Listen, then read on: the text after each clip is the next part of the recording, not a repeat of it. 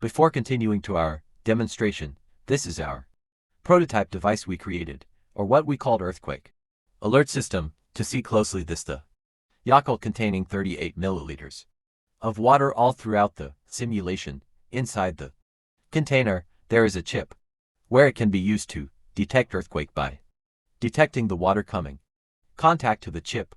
Also, this is the speaker that has alarm sound, and you can manually turn it off and on.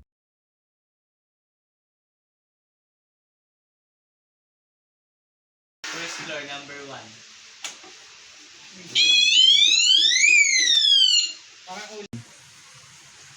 First floor, number 2.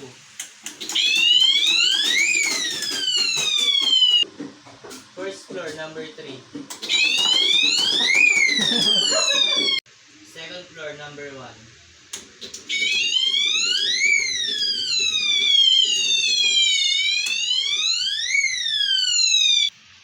Second floor, number 2.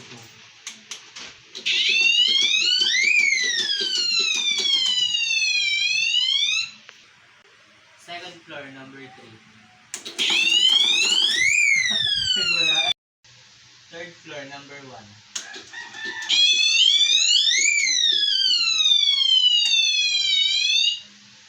Third floor, number 2.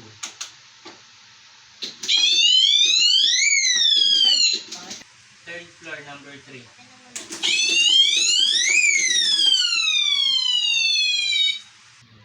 Fourth floor, number 1.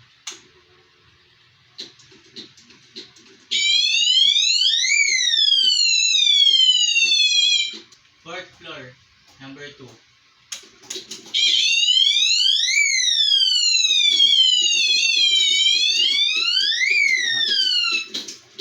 Fourth floor, number 3.